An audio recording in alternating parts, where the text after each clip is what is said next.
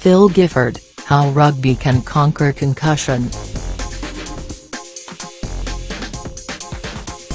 Reggie Goods of the Hurricanes is assisted from the field after a concussion in the match against the Crusaders. Opinion: concussion is now rugby's nightmare. Freddie, a potential disaster for the sport. Finding a long-term fix is essential. This is not the first player welfare crisis for rugby. Officials at world level were desperately slow to address a terrible injury toll in the 1970s from broken necks in scrums. But thankfully the sport eventually came to its collective senses, largely due to the efforts of a 1960 All Black, Dr. Hubery. Blues midfielder Sonny Bill Williams sat out the recent game against the Cheetahs due to concussion. Bury was no tinfoil hat-wearing, vapor-trail nut job when, in the late 60s, he urgently warned the International Rugby Board of the appalling damage being caused by poor scrummaging techniques. At the time he was a registrar at Guy's Hospital in London, and a consultant physician to the Sports Council of Britain, but the IRB basically treated his ideas with contempt. He fought establishment fire with fire, publishing a paper on neck injuries in the British Medical Journal, which finally drove the IRB to law changes which, thank God, have largely eliminated what had become a shameful scourge from the game. In New Zealand some young lives were lost, and some were ruined. "I'd kill myself," a player who had broken his neck in a scrum once told me at a Waikato rugby club, "but I can't move my arms and legs." Once the will to change and improve the scrum situation was embraced, the drop in the number of injuries was extraordinary.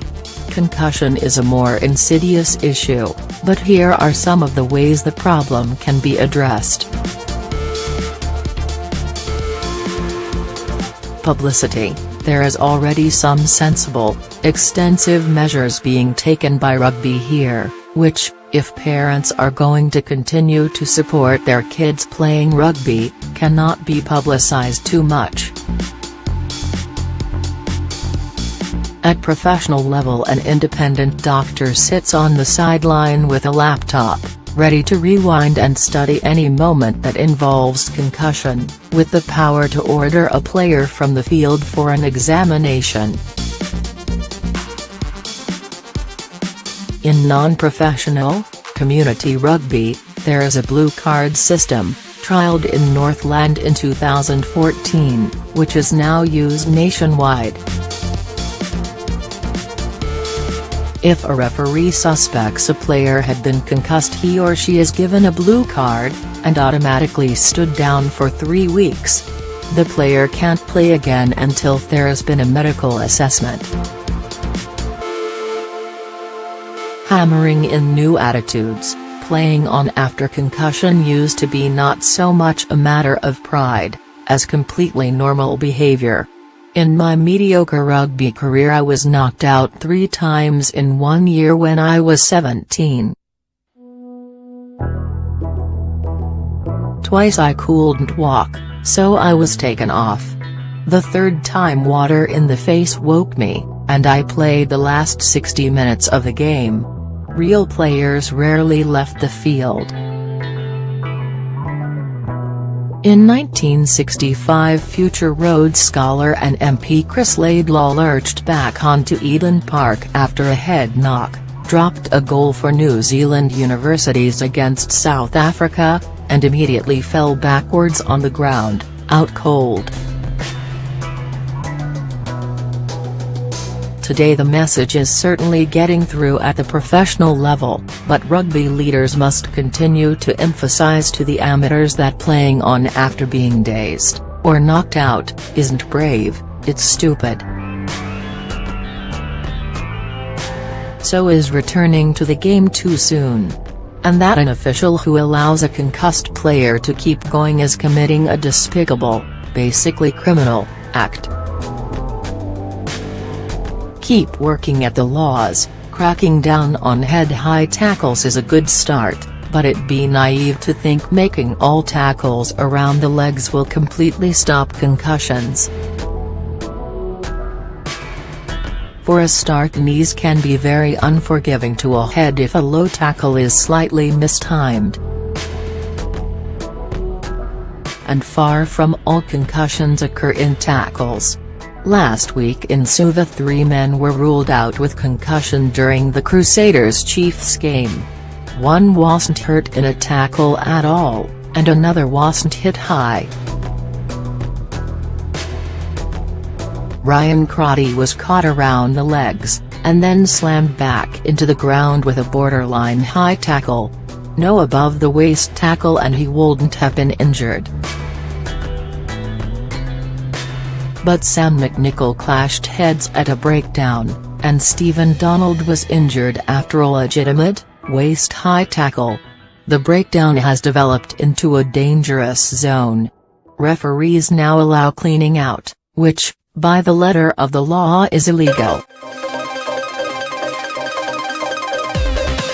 Basically, players can go off their feet to move an opposing player to get at the ball, and not be penalized. It's not in the rule book, but if referees today think what many of us would see as tackling without the ball doesn't have a major impact on play, they let it go.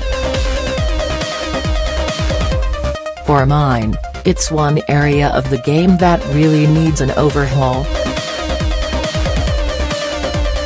Some sort of engagement with the hand before joining a breakdown, for example, might be a way to stop the shuddering impact of a 120 kg player launching himself into a pile-up. More information. There is a lot of anecdotal evidence that old rugby players are more likely to suffer from dementia and other mental health issues than the general population. But so far the only scientific paper on the effect of concussion in rugby was one commissioned by New Zealand Rugby, and financed by World Rugby, the former IRB, which saw a team from Auckland University of Technology check out 366 retired athletes, divided into 3 groups: former professional rugby players, former amateur players, and men from non-contact sports.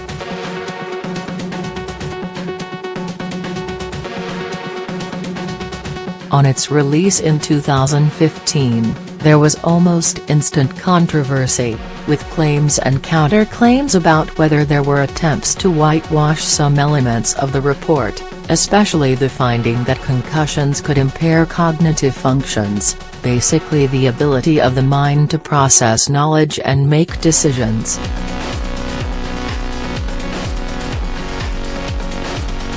Nevertheless, the leader of the OT study, Professor Patria Hume, is now involved in a global rugby health study, while New Zealand Rugby is working with Statistics New Zealand to check rates of dementia in top-level players from 1950 to 1970. If a definitive link is found between rugby concussions and dementia, it will sadly be too late for men from past eras. But getting more, and better, information could help save today's players from a similar fate. In this case, behaving with common decency to protect players actually serves the future of the sport itself, as well as the men and women who play it.